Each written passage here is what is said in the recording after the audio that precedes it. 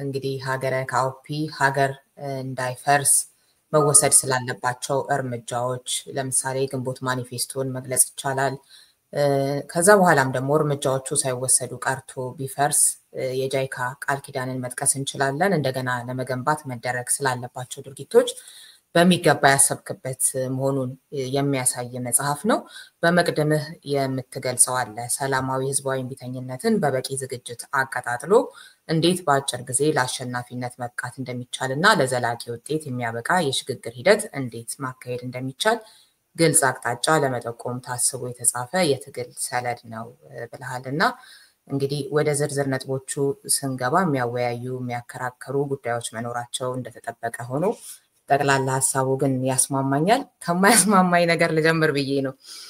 እንግዲህ እዚህ መጽሐፍ ዋና ዓላማ እንደተለመደው ደረቅ ፖለቲካ ከመጻፍ ይልቅ ፖለቲካ ቀመስ በሆነ ልቦለዳዊ ድርሰት በርዕሰ ጉዳዩ ዙሪያ ከአንባቢ ጋር እያወጉ የተሻለ መግባባት ለመፍጠር መሞከር ነው ትላለህና መጀመሪያ ደረጃ ሀገረ ካኦፒን እንደ ልቦለድ መውሰድ ይቻላል ወይ የሚለው ላይ በጣም ልዩነት አለኝ ወይንም ደግሞ መውሰድ አይቻልም ብዬ ነው ማምነው እና እንደሱ አይነት ትችቶች በተለይ ከስነ ጽሁፍ ባለሙያዎች አልገጠሙህም? እንዴት እያየኸው ነው?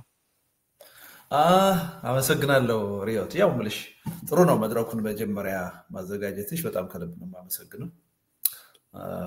ሌሎችም እንዲያረጉ ነው የምጠብቀው ማለት ነው። ትችት መቅረብ አለበት እና በዛ ላይ መወያየት መቻል አለብንና ጥሩ ጅምር ነው የጀመርሽው። ሌሎችም ቢቀጥሉበት ጥሩ ነው።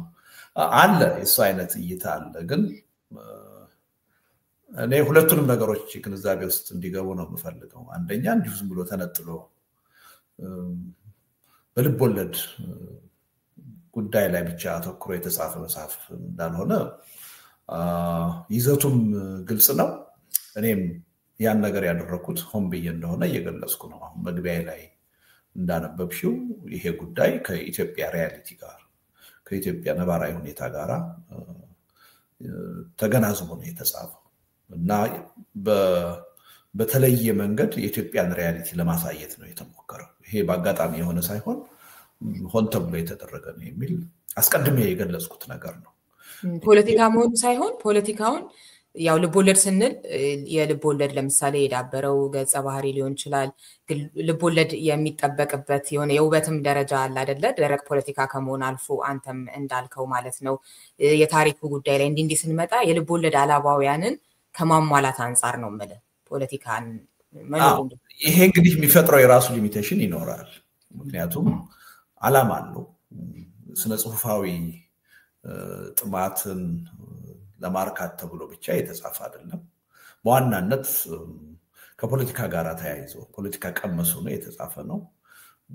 ፖለቲካን ብቻ ሳይሆን ደግሞ ከኢትዮጵያ ሪያሊቲ ጋር ተገናዝቦ የተጻፈ ነው እና እንዴት የተሻለ ኮሙኒኬሽን መፍጠር ይቻላል ከሚል ጭንቀት የመነጨ እንደሆነ በግልጽ አስቀምጫለሁ። ስለዚህ ይሄ ራሱ የሚፈጥረው ውስንነት ሊኖር ይችላል። ግን ደግሞ በሌላ በኩል ደግሞ ፒውርሊ ከኢትዮጵያ ሪያሊቲ ጋር አንድና አንድ ሆኖ ደግሞ እንዳይታይ የማድረግ ጥረት ደግሞ አድርጌያለሁ። ለምሳሌ ሀገረ ካኦፒን ብንወስድ በብዙ ነገር ከኢትዮጵያ የተለየች ሀገር ነች። በታሪክ የተለየች ሀገር ነች።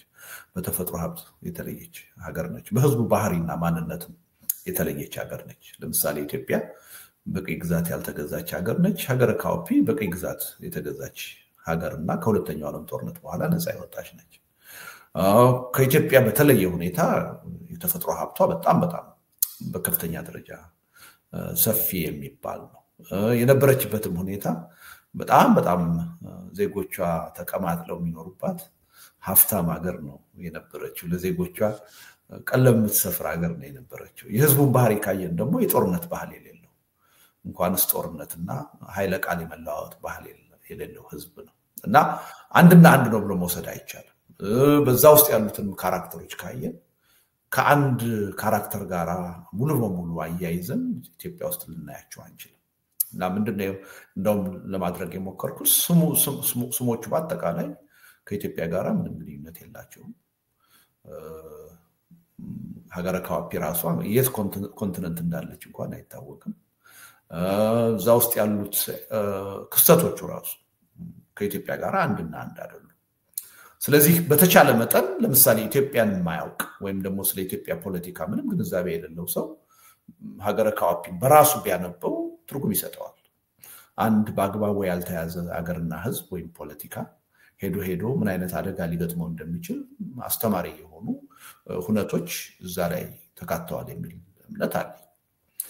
ያ መደረጉ ደግሞ የራሱ ጥቅም አለው ብዬ አስባለሁ። ያው ያሬድ እዛ የምረቃው ስነ ስርዓት ላይ እንደተናገረው በቀጥታ የሰዎችን ስም እየጠሩ ወይም ደግሞ እንደው በቀጥታ ከኢትዮጵያ ሪያሊቲ ጋር አንድና አንድ ሆኖ በጥሬው ቢጻፍ በይዘቱ ላይ ከማተኮር ይልቅ በሰዎች ላይ የማተኮር ጉዳይ ይሆንና ትንሽ ያው የታሰበውን ዓላማ እንዳይመታ ሊያደርገው ይችላል የሚል። ስለዚህ በዚህ መሃል ያለ ነውና እንትኑን ኮንቬንሽናል የሆነ ያጻጻፍ ስልት ነው የተከተለው ልል አልችልም። ቅድም እንዳልኩሽ ከጭንቀት የመነጨ ስለሆነ ለየት ያለ የራሱን ባህሪ ይዞ መጥቷል ብዬ አምናለሁ። ይሄ ደግሞ የተለመደም ነው የሚል እምነት አለኝ። አሁን በአገራችን የሚታወቁትን ፖለቲካ ቀመስ የሆኑ ልቦለዶች ከወሰድን በዓሉ ግርማ በጣም በጎላ ሁኔታ የሚታወቅ ነው። ኦሮሚያን ብንወስድ እዛ ላይ ኢትዮጵያ አልተቀየረችም፣ ቦታዎቹ አልተቀየሩም።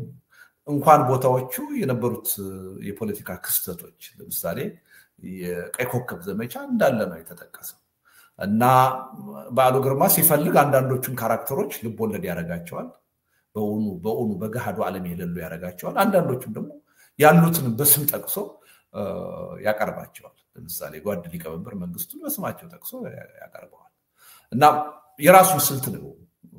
እኔ ከኦሮማይ በብዙ ርቀት በላቀ ይሄኛው ልቦለዳዊ ይዘት አለው ብዬ አምናለሁ። በብዙ ነገር ከኢትዮጵያ ሪያሊቲ የተለዩ ነገሮች አሉ የሚል እምነት አለኝ። ግን እንዲገናኙ ደግሞ ሆን ተብሎ ተደርጓል።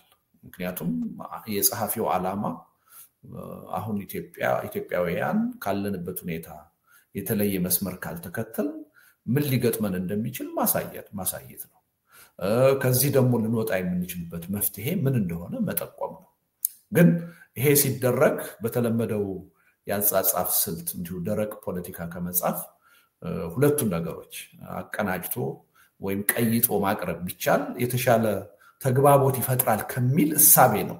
እውነቱን ለመናገር እርግጠኛ አልነበርኩም ሪሊ ይሄን ያሰብኩትን ዓላማ ያሳካል ወይ ይሄ ጉዳይ የሚል ጥያቄ ነበረኝ ራሴ። እና መጀመሪያ ታስታውሽ ከሆነ መጽሐፉ ይፋ ከመሆኑ በፊት አብረን የምናየው ነው ውጤቱን ነበር ምለው እንጂ በእርግጠኝነት ይሄ የተሻለ ነው ለውጥ ያመጣል የሚል እርግጠኝነት አልነበረኝም። ከተሰራጨ በኋላ ግን ካየሁት ስነሳ ወይም ደግሞ የገጠመኝን ፊድባክ ሳየው የተሻለ ሆኖ ነው ያገኘሁት። በእርግጥ ብዙ ሰዎች እንኳን በዚህ መልኩ ጻፍከው እንዲሁ ደረቅ ፖለቲካ ወይም ሁልጊዜ እንደምትጽፈው ቢሆን ኖሮ በዚህ መጠን ሰዎች ላይ ያነቡት ይችሉ ነበር እና የተሻለ ነው ብለን አምነናል የሚል ፊድባክ ነው እያገኘሁ ያለሁት እንጂ እኔ ራሴ እርግጠኛ አልነበርኩም። ያው እንዳልኩሽ ከጭንቀት የመነጨ ነው፣ አዲስ ነገር ነው እና በውጤቱ ላይ እርግጠኛ አልነበርኩም። አሁን ግን ጥሩ ነው የሚል አስተሳሰብ ላይ ደርሻለሁ። እሺ ምናልባት በደንብ ሐሳቤን እንድታገኘኝ በዚህ መልክ መጻፉ መጥፎ ነው አይደለም። እንደዚህ አከራካሪ የሆነ ቅድም ያሬድ ያልከውም የምረቃው ዕለት ማለት ነው ነገሮች ስም ተጠቅሶ ቢሆን ኖሮ የተለያዩ ፓርቲዎችን በፓርቲ ስማቸው እንደዚህ አይነት ነገር ሊመጣ የሚችለው አላስፈላጊ የሆነ መናቆርና መልእክቱ ከመተላለፍ መገደቡ ይገባኛልና እንደዚህ አይነቱ መንገድ መመረጡም አንዱ ጥሩ ነገር ነው ከሌሎች በርካታ ጠንካራ ጎኖቹ በተጨማሪ ብዬ አስባለሁኝ። ብዙ ጊዜም የሆነ ሐሳቦች ላይ መነጋገርንና የሰዎችን ስም ምናምን አቮይድ ማድረግ መመርጠውን በበኩሌ አንዱ ከእንደዚህ አይነት ምክንያት በመነጨ ነው። ልቦለድ ብሎ ግን ማለት ሌላ ጉዳይ ነው እና እሱን ያሟላል የሚለውን ሳስብ ነው ከምናብ ከተለያዩ የልቦለድ አላባውያን እንደዚህ አንፃር ለኔ ልቦለድ ለማለት ይሄንን መንገድ አጻጻፍ መከተል ጥሩ ነው።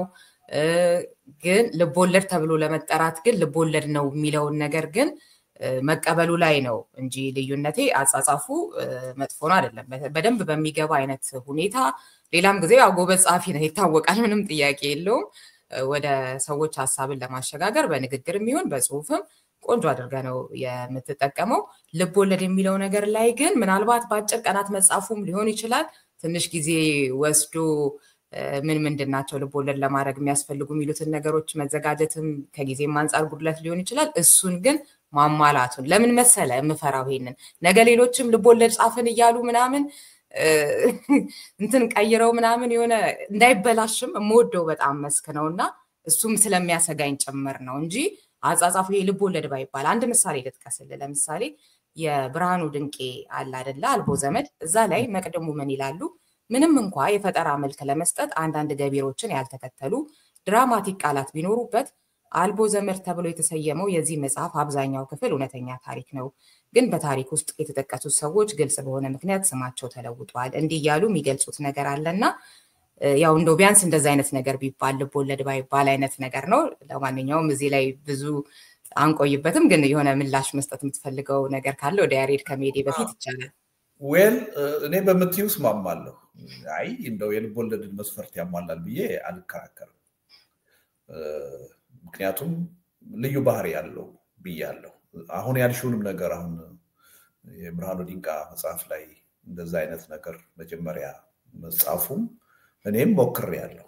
ይሄ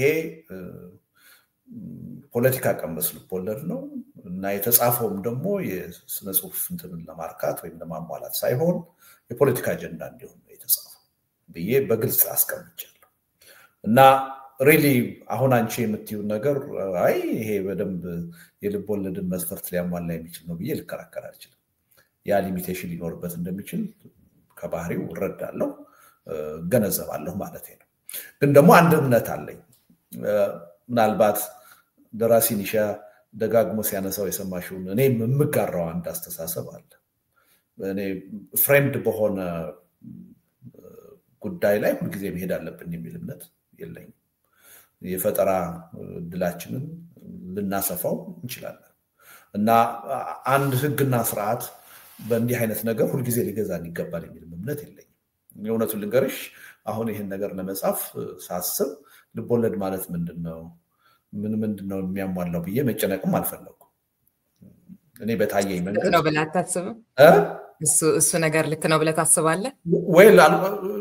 እንደዛ ብዬ ነው የማስበው። እኔ አሁን ለምሳሌ በአካዳሚክ ሰርክሉ ዙሪያ ያለ ሊሚቴሽን የማየው አሁን ሳይቴሽን አላምንበትም። እውነቱን ለመናገር ፈጠራን እየገደበ ነው የሚል እምነት አለ። ግን አሁን ዩኒቨርሲቲ ገብተን ግራጁዌት ማድረግ ከፈለግን አንድ ዲዘርቴሽን ማቅረብ ካለብን ግዴታችን በእያንዳንዱ ፔጅ አንዳንዱ ፕሮፌሰር 5-6 ሳይቴሽን ይጠብቃል። I don't agree with that። ለመመረቅ ስል ግን ያው እሱን አደርገዋለሁ። ግን ፈጠራን የሚገል ነው የሚል እምነት አለ እና በስነ ጽሁፍም በተለያየ መልኩ እናቃለን እኮ በጣም ከምንጠብቀው ውጭ የሆነ ስታይል ይዘው መጥተው ተቀባይነት የሚያገኙ አሉ። ይሄ በኪነ ጥበብ ስር በዘፈኑም በድርሰቱም በቲያትሩም የምናየው ነገር ነው እና ሪሊ አንድ ሰው የራሱን ስታይል ሊከተል ይገባል የሚል እምነት አለ። ሶ ምንድነው ልልሽ የምችለው አሁን ኮንቬንሽናል ከሆነው የልቦለድ አካሄድ የተለየ ነው እነዛን መስፈርቶች አያሟላም ቢለኝ አይ ያሟላል ብዬ ልከራከር አልችልም። እኔ ቀበላለሁ ማለት ነው። አይ ቆንጆ ሐሳብ አሁን አንሳው አለ። በተለይ ከሳይቴሽን ምናምን አንፃር እኔ ብዙ ጊዜ የማስበው የመጀመሪያዎቹ በደራሲ ኒሻን አማካኝነት የሚባለው ሰዎች እኮ አሁን ኮት የሚደረጉት ትምህርት ቤት ምናምን ባልነበረበት ዘመን አይምሯቸውን አሰርተው ነው። ልክ ነው። እና ሁሉ ጊዜ የሆኑ ሰዎች ሐሳብ ላይ ብቻ ተንጠልጥሎ እነሱን ኮት እያደረጉ መኖር አያስፈልግም። የራስንም ፈጠራ ማሳደግ ግን ያው የሌሎችን ሐሳብ ማየት ማንበቡ ምናምን ማዳመጡ ደግሞ የበለጠ ያንን ለማድረግም የሚረዳ ነገር አለው። እንደገና ደግሞ ሁሌም የተወሰነ አይነት የተቀነበበ ህግ ውስጥ ሳይሆን ከህግም አፈንግጦም ደግሞ የሚሰሩ ደግሞ ስራዎች አሉ፣ ኪነ ጥበባዊ ስራዎች። እሱንም በደንብ የምስማማበት ነገር ነው። ከልቦለድ ሊጠበቀው ከሚገባው ውበት አንፃር ነው በዋናነት ለመግለጽም የፈለኩት እንጂ እሱ የምትለውን ነገር ይገባኛል፣ አምንበታለሁኝም። ሰፊ መወያየርስ ነው። በጣም ቆንጆ ነው። በኋላ ደራሲ ኒሻን ወይ እናነሳዋለን። ያሬዶ አንተን ቁጭ አረግነህና በጣም ደስ ብሎኝ ተመስጬ ነው እየሰማው ወደ ያሬድ ከመሄድሽ በፊት አንድ ነገር ልንገርሽ። እንትን አዲስ አበባ ዩኒቨርሲቲ እንትን ፒኤስአይአር ማስተርሴን እየሰራው ያው ዲዘርቴሽን መጻፍ ነበረብን እና በአጋጣሚ እንትን ላይ መጨረሻ አሰስመንት ላይ በደንብ የፖለቲካ ማንነቴን ምናምን የሚያቅሰው ነው የነበረው። ግን ሱፐርቫይዘሪ ደግሞ ህንዳዊ ነው እና የጻፍኩትን ዲዘርቴሽን አየና ወሪዝ ልደቱ አለኝ ገብቶሻል የሚጠብቀው ነገር ነው ከዛ ምን አልኩት እኔ ፕሮፌሰር በእያንዳንዱ ፔጅ ሚኒመም 5 ሳይቴሽን ፈልጋለሁ አለኝ በእያንዳንዱ ዛለ የምትጽፉት ነገር ምንጫችሁን መጥቀስ አለባችሁ አለኝ ስለዚህ እኔ እንዴት እዛው ስልታገኝ ይችላል አልኩት ገብቶሻል አባባሌ ወንስ ቻሌንጅ ለኔ እና እንዲህ አይነትም ነገር አለ ማለት ነውና ራሱን ችሎ ራሱ ልንወያይበት የሚገባው ነው በጣም አሪፍ ነገር ነው ደራሲን ሻንም ያነሳዋል እሱን ነገር እና ያሬድ ደግሞ ትንሽ እስኪ ምናልባት እዚህ ላይ መጨመር የምትፈልገው ነገር ስላለ እኔም ሳነብ የመጀመሪያው ገና ልክ ጀምሬ ትንሽ የኢትዮጵያን ሁኔታዎች የሚመስሉ ነገሮች ላይ ስደርስ ቆም አልኩና ለምን ልቦለድ ማድረግ አስፈለገ የሚለውና በኋላ የመለስኩት ልደቱ የጠቀሰው ነገር የመጣልኝ እሱ ነው መጽሐፉን አቁሜ ሙግት ነው የጀመርኩት እንዲህ አይነት ያንቺም ጥያቄ መሬት ላይ ያፈጠጠ እውነት የሚታወቁ ሰዎች ስማቸው ተቀይሮ ሙሉ በሙሉ ዘላ ያለው የሀገረ ካኦፒያ እንትን ኢትዮጵያን አይመስልም የቅኝ ግዛት ምናምን የሚለው ታሪክ እሱ ካልተጨመረ ፊክሽን አይሆንም ግን ደግሞ ውስጥ ያሉትን ልደቱን ቁልጭ ብሎ ታይዋለሽ የሆነ ቦታ ላይ ፕሮፌሰር መስፍን ልታይ ትችያለሽ መራራ ልታይ ትችያለሽ የሆነ ሰው ልታይ ትችያለሽ እዛ ውስጥ አብይ ልታይ ትችያለሽ እና እሱን ስታይ ደግሞ ስትራግሉ ለምን ልቦለድ ማለት አስፈለገ ነው ለኔ ግን ገዢው ሐሳብ አንቺ ያነሳሽውንም ጥያቄ የሚመልሰው አላማው ነው ልደቱ ምርጥ የልቦለድ ጻፊ የመሆን እቅድ ይዞ አይደለም የጻፈው ኦኬ ልቦለድ የሚጽፉ ሰዎች አንቺ አሁን አይምሮሽ ውስጥ ሪፈር የምታደርጋቸው ሁሌ የመጽሐፍ ግምገማ ርዕስሽም ላይ ምርጥ የልቦለድ ደራሲዎችን ታመጪና በዛ ስታንዳርድ ውስጥ የስራቸውን ውበት እነሱ አላማቸው እኮ የታወቁ ምርጥ ከነ ሽኒ ሰልደን ጎን አንድ ቀን ሊያመጣቸው የሚችል ምርጥ የልቦለድ ስራ ሰሪዎች የመሆን ሐሳብ ሲኖርሽ በአካዳሚክ ወርልድ ውስጥ ደግሞ እስከ ፕሮፌሰር ድረስ ጥግ ድረስ ሄደሽ የአካዳሚክ ሪሰርች የመስራት እንትን ኮሚትመንት ውስጥ ስትገቢ እነዚህ አንቺ የምታያቸው ህጎች ገቨርን ያደርጉሻል አይ ብቻ ግን አይደለም እንዴ በጣም ወደው ሙያ በጣም እየደፈራችሁት ነው ግን ልደቱ ይሄንን የጻፈው ለኔ እዛው የመጽሐፍ ግምገማው ላይ ያልኩት የትግል ጥሪ ነው ግን ባፈጠጠ እውነቱ የኢትዮጵያን ዛሬ ላይ ያለውን እውነት ገሌ እያለ ከጻፈው ይሄን ያህል መወያያ አይሆንም በነገራችን ላይ ይሄው እኮ ልቦለድ ብቻ ሳይል የሆነች አይነት እንትን ሰጥቷት ይለፍ ነው እንጂ ይሄው እኮ አሁን ላንቺ ነው ጥያቄ ያለኝ በልቦለድና በእውነተኛ ድርሰት በተፈጠረ ድርሰት መካከል ሌላ ምንድነው ያለው ደሴት ምን የሚባል የስነ ጽሁፍ ርዕስ አለ ልቦለድ ባይለው ልደቱ ይሄንን ምን አይነት ስም ሊሰጠው ይችላል ልትረጅ እኔ እንዲሁ ለማወቅ ስለፈለኩ ነው ለምሳሌ ቀደም ያለው ምን አይነት በዚህ በድርሰት እንትን ውስጥ ምን የሚባል ርዕስ ሊሰጠው ይችላል እነዛ የተፈጠሩት ፊክሽን ገጸ ባህሪያቶች አሉ በፊክሽን ዓለም የተፈጠረች አገር አለች የደራሲው ባይብሮ ስሞቹ ሰምተናቸው ማናቅ በፊልምም በጽሁፍም አይተናቸው ማናቅ እኔ አንዱ ያስደምኝ ነበር አሁን እኔ ቁጭ እየባስብ እንደ ያለ ስሞች ይመጡልኛል ከእንዴት ነው ቃላቶቹን ያገጣጣም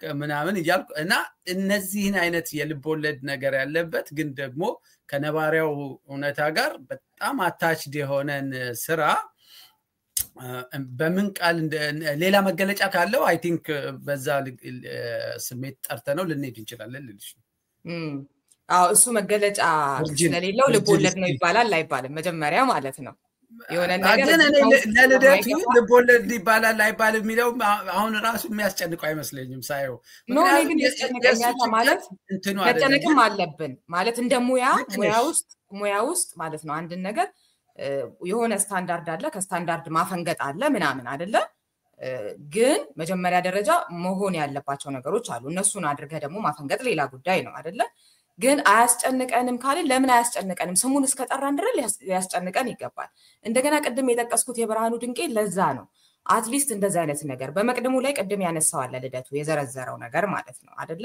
እሱም ሆኖ ግን ልቦለድ መሆኑን አስረግጦ ፖለቲካ ቀመስ ብሎ ለዛውም ፖለቲካን ቀመስ አድርጓት ማለት ነው ልቦለድ ነው ብሎናል። እሱ አይደለም ነው የኔ ደግሞ አርጊውመንት አይደለ? ስለዚህ ቢያንስ እሱን ትቶት እንዲህ ተለውጧል ሀገሩም ሀገረ ጋሆፒ ምናምንም ያው መሬት ላይ የሌለ ነገር ነው እንዲች የሆነች መግለጫ ነገር ሰጥቶ በዛ መልኩ የቀረበ መሆኑን የግድ የሆነ ነገር ውስጥ ካልገባ የግድ የሆነ ስያሜ መስጠት አለበት እዛ ውስጥ የሌለ ማለት አይደለም እና እሱም ብሎ ማለት ይችላል። እንግዲህ ልክ እንትን ነው የማኪያቶ ነገር ቡናም አይደለም ወተትም አይደለም። ስለዚህ ግማሽ ልቦለድ ግማሽ ደግሞ ምናምን ብሎ በሆነ መንገድ ሊገልጸው ይችላል። ግን ትልቁ ነገር ልደቱ ያለው የልቦለድ ክራይቴሪያ ምንድነው ብዬ ቼክ ማራኩም። ምክንያቱም የሰዎችን በልቦለድ ታሪክ ውስጥ መስጦ የሚያስተምረውን ማስተምሮ ምናምን አንድ ጥሩ የልቦለድ ድርሰት አበርክቶ አይደለም አላማው። ብዙ ጊዜ አላማው የምትነሽበት አላማ ገቨርን ያደርግሽ እንትን ይይዝሻል መዳረሻሽን ይይዘዋል። እና ልደቱ በእውነተኛው እንዳይጽፈው ቅድም እኔ ያልኩት ነገር በጣም በእርግጠኝነት ወይ እንደ ከዚህ በፊት እንደጻፋቸው መጽሐፎች ይቆጠራሉ ወይም ደግሞ አንድ 20-30 ሰዎች አቻ ታሪክ ይዘው ራሳቸውን ዲፌንድ ሊያደርጉ አደባባይ ይወጣሉ። ከዛ ዋናው የሚዲያ መነታረኪያ ያኛው ይሆንና የግንቦት ማኒፌስቶ ሌሎቹ ነገሮች ይረሳሉ። አንድ እሱ አደጋ አለው። እንዳልሽው ደግሞ ሙሉ በሙሉ ልቦለድም ደግሞ ሲያደርገው ምናልባትም መሬት ላይ ያሉትን ሁኔታዎች እያንዳንዱን ኢትዮጵያዊ ሊኮረኩር በሚችል መንገድ እንትኑ ላይ መጣ ይችላል። ለማንኛውም ግን የስያሜው ነገር ለባለሙያዎች ተስተካክሎ መቀመጥ አለበት ያልሽውን እሱ ተገቢ እንትን ነው። ግን ለኔ አላማው ሲጽፈው በቃ እኔም ከራሴ ጋር ሙግቱን ያቆምኩትና አክሰፕት አድርጌ ማንበብ የጀመርኩት ልደቱ ማስተላለፍ የፈለገው እቺ ሀገር አደጋ ውስጥ ነች። ይሄ ሌላውን ባክ ስቶሪ የምንወዛገብበትን ነገር ተውት። ግን ደግሞ አሁን ላለንበት ለመጣንበት ሁኔታ ገፊው ምክንያቶች እነዚህ ያሳለፍናቸው ታሪኮች ናቸው። አበበ ምን አረገ ከበደ ምን አረገ አየለ ቶሎሳ ምናምን የሚሉትን ነገሮች እናቆይና ኢትዮጵያን ለማዳን እነዚህን ነገሮች እንውሰድ የሚል እሳቤ ከመጀመሪያውም ቁጭ ብሎ ይሄንን መጀመሪያ ልደቱ አይብሮ ውስጥ እኔ እንደው ሳነበው ይመጣልኝ በቃ ቀድሞ የጻፈው የግንቦት ማኒፌስቶን ይመስለኛል። ከዛ በኋላ በደም ለኢትዮጵያ ማኒፌስቶ ብሎ ሌላውንም ሰርቶ ግን ይሄን ነገር በደረቁ ባመጣው ልደቱ አሁንም ከኪሱ የሆነ ነገር ይዞ መጣ ብሎ መነታረኪያ እንዳይሆን በምን መንገድ ላቅርበው ብሎ ተጨንቆ ከዛ ኦኬ እስቲ ትንሽ ለወጥ ባለ መንገድ ለምን ልቦለድ የሆነ ገጸ ባህሪ ያለው ነገር ይዤ ብመጣ ያወያይ ይሆናል አቴንሽን ይስብ ይሆናል የሚል መነሻ ያለው ይመስለኛል። ላይሆንም ይችላል የኔ ግምት ነው። ግን እንዳልሽው እኔ ውስጥ ደግሞ የነበሩትን ስትራግሎች ልንገርሽ ሳነብ ልክ እንዳንቺ የገጠመኝ ነገር ስጋቶች አንደኛው ቅድም እንዳልኩት ይሄንን አላስፈላጊውን ትርክ በማስቀረት ትልቅ አስተዋጽኦ ይኖረዋል። ሁለተኛ ደግሞ አንዳንድ ጊዜ ነገሮችን በፊክሽን ስታነቢ በቃ ፍቅርም እስከ መቃብርን ታነቢና የሰዎችን እንትናበሽ ከዛ ሼልፊሽ ላይ አስቀምጠሽ ልትተዩ በቃ ያን የሆነ ልቦለድ ታሪክ አንብበሽ እዛ ጋር እንዳይቆም ደግሞ ፈራሁኝ። ግን አሁን የጠቀስከው እኮ ቆንጆ ነው። አሁን ፍቅር እስከ መቃብር ቀደም የጠቀሰው ልደቱም ኦሮማይ ምናምን አይደል ፖለቲካው በሚገባ የተገለጸባቸው ናቸው። ግን የዳበሩ ገጸ ባህሪዎች አሉ አይደል እዛ ጋር እነ ሰብለ እነ በዛብህን ስናይ ማለት ነው እነ ጸጋዬ እነ ፊያሜታን ስናይ ኦሮማይ ላይ ማለት ነው አይደለ ታሪኮች አሉ። ይሄ ፖለቲካው ያልዋጣቸው ማለት ነው አይደል ልቦለድን ስለማዝናናት ስለውበት እንደዚህ አንፃር ስናስብ አዎ በደንብ ፖለቲካ ኖሮባቸው ግን ደግሞ ልቦለድ ሊያስብል የሚያበቃም ደግሞ ሌሎች የልቦለድ ጉዳዮች አሉባቸውና የሆነ ጥሩ ምሳሌ ስለሰጠኸኝ እሱ ላይ ትንሽ ልበልበት ብዬ ነው። ልክ ነሽ። ግን እኔ አሁን ለምሳሌ ፍቅር እስከ መቃብርም በኢትዮጵያ የፖለቲካ ታሪክ ውስጥ ከዛ ውስጥ ብዙ ነገሮች ወጥተው በሂደት ይሄ ስሎ በሆነው ፕሮሰስ ውስጥ በተማሪዎቹ ንቅናቄ በምንም ውስጥ ብዙ ነገሮች ከዛ ውስጥ እየወጡ ማጣቀሻም መማሪያም ሆነዋል። ትንሽ የልደቱ ላይ የኔም ስጋት የነበረው ኢሚዲየት አክሽን የሚፈልግ ነገር ነው። በማግስቱ ያ መጽሐፍ ሎንች በተደረገ በማግስቱ ውይይቱ መሆን ያለበት የግንቦት ማኒፌስቶና እንትን ነው። እሳት ላይ ድስት ጥደናል። ድስት ጥደሻል። ከዛ በኋላ ስለ ሬሲፒው ምናምን ለመከራከሪያ ጊዜ የለሽም። የተዘጋጀ ሬሲፒ አለ፣ እሱ አድርገሽ ቶሎ በቃ እሳቱ እየነደደ ነው፣ ድስት አለ፣ ካለበለዚያ ያለሽ ጣፈንታ ያራል። አንቺ ሬሲፒው ላይ ተከራክረሽ ወይ ምናምን እና የሌሎቹ ልቦለዶች የፖለቲካ ነክ የሆኑት ልቦለዶች በሂደት ትውልድ አስተማሪ እንዲሆኑ የታሰቡና የነበሩትን ስርዓቶች እንዴት እንደነበሩ ማሳያዎችም ናቸው። ይሄኛው ግን ኢሚዲየት ሪያክሽን በማግስቱ የሚጠይቅ አይነት ፕሮፖዛል ይዞ የመጣ እና ደግሞ ፕሮፖዛሉ ለነገ አይደለም እኮ ዛሬ አደጋው ስላለችው ኢትዮጵያ ፕሮፖዛል ይዞ ይመጣሉ። ስለዚህ ትላንትና የነበረን ውይይት ላይ ከቴድሮስ ጋር እኔ ከዚህ በኋላ ስለ ሀገረ ካኦፒ አይደለም ማወራው ነው ያልኩት። በቃ ሀገረ ካኦፒን እንርሳትና ወደ ሀገረ ኢትዮጵያ በእነዚህ ማኒፌስቶዎች ውስጥ እናተኩር። የደራሲውም ትልቅ ትኩረት ያ ነው ብዬ ነው ማስበው ብዬ ስላሰብኩ ይሄንን የድርሰት ክፍሉን ኢንጆይ ታደርጊዋለሽ። አንዳንድ ጥሩ ነገሮችም አሉት። ለምሳሌ ማለት ጥሩ ነገር ስልሽ በመጥፎ ክስተቶች ውስጥ እንድንማርባቸው፣ ለምሳሌ በጣም በተደላቀቀ ኑሮ ውስጥ ይኖሩ የነበሩ ተበድለናል ብለው ጦርነትን ይገፉ የነበሩ ኃይሎች፣ ጦርነት አያስፈልግም ብለው ተጠቅመናልም ብለው የሚያስቡ ብሔረሰቦች መጨረሻ ላይ የመጣው አደጋ ማንንም አልማረም።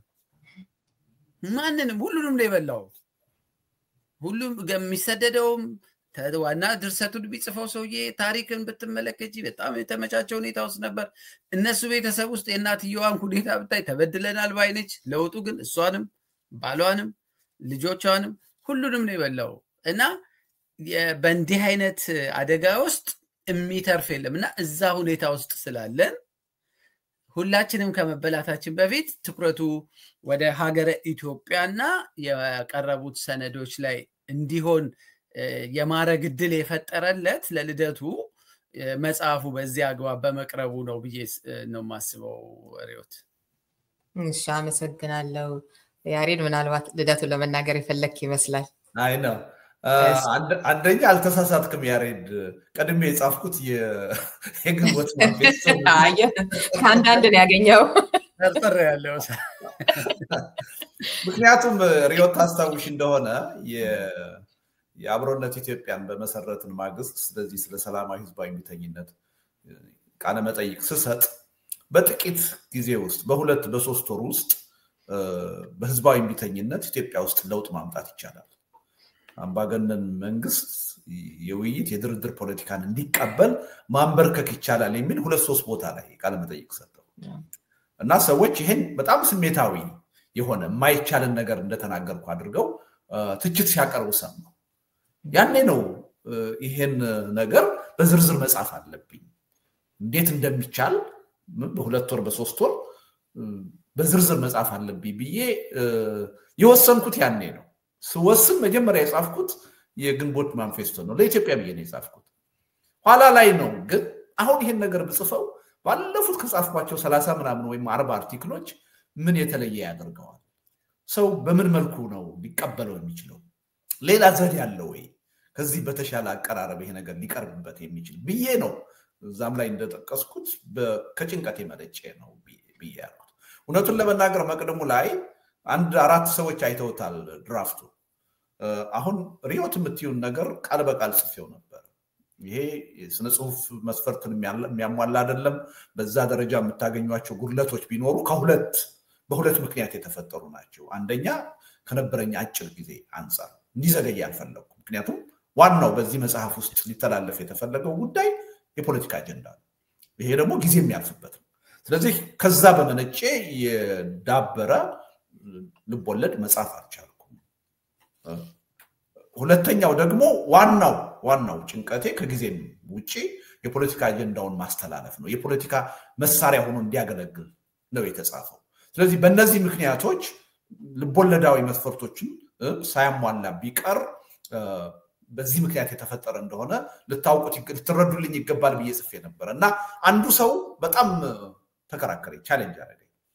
አንደኛ ልክ አይደለም አንተ የኢትዮጵያን ሪያሊቲ ስለምታውቅና ስለ ኢትዮጵያ ሪያሊቲ ስለጻፍክ ነው እንጂ ይሄን መጽሐፍ አንድ የውጭ ሰው ተተርጉሞለት ቢያነበው በራሱ ወጥ የሆነ ድርሰት አድርጎ ሊያዩ ይችላል ሁለተኛ ወደፊት ሊመጣብህ የሚችለውን ትችት አስቀድመህ መከላከል በመቅድም ላይ ትክክል አይደለም ያኔ ትችቱ ሲመጣ ብትጋፈጠው ይሻላል የሚል ሐሳብ አቀረበና በዚህ መልኩ ልጽፈው ሞከርኩ እና እኔ መቅድሙ ላይ ሪዮት ፊትሽ ላይ ይታይሽ ይሆናል አንዲት ነገር ላንብብ ምን እንዳልኩ ያ ስሜቴ ውስጤ ላይ ምን ያህል ጠንካራ እንደሆነ አሁን የምትዩ አንቺ ስታቀርቢ ነው ልክ አይደለሽም ይሄ ያሟላል ብዬ እንዳልከራከር የሚያደርገኝ ውስጤ ራሱ የነበረ ነገር መሆኑን የሚያሳይ ይመስለኛል ምን ይላል እንደ አንድ የፖለቲካ ሰውና ወግ አጥባቂ በሆነ ህብረተሰብ ውስጥ እንደሚኖር ዜጋ በብዙ ፖለቲካዊ ጉዳዮች ዙሪያ ያለኝን የህይወት ፍልስፍና የመግለጽና ለአንባቢያን የማካፈል ነፃነት እስካሁን አግኝቻለሁ ብዬ አላምንም እድሜ ካገኘው ወደፊት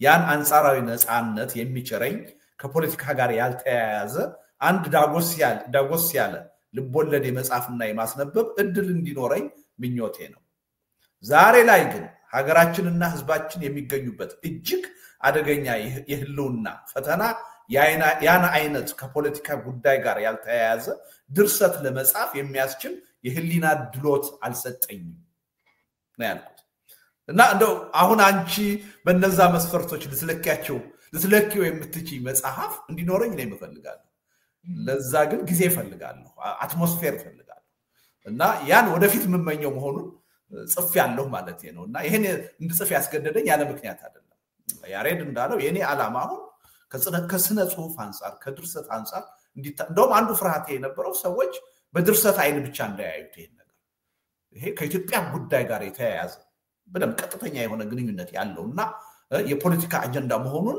እንዳይስቱት ስጋት ነበረኝ እውነቱን ለመናገር እና ሪሊ አንዳንድ ሰዎች በዛ ደረጃ ሊያዩት ይችላሉ ብዙ ሰው ግን የፖለቲካ አጀንዳ መሆኑን ከኢትዮጵያ ሪያሊቲ ጋር እንዲሄድ ተደርጎ ሆን ተብሎ የተጻፈ መሆኑን እኔ ማየታቸውን ከኔ ፍላጎት ጋር የሚሄድ ሆኖ ነው ያገኘሁት እና ለኔ ማስጨናቂ ነገር ነበር ማለት ነው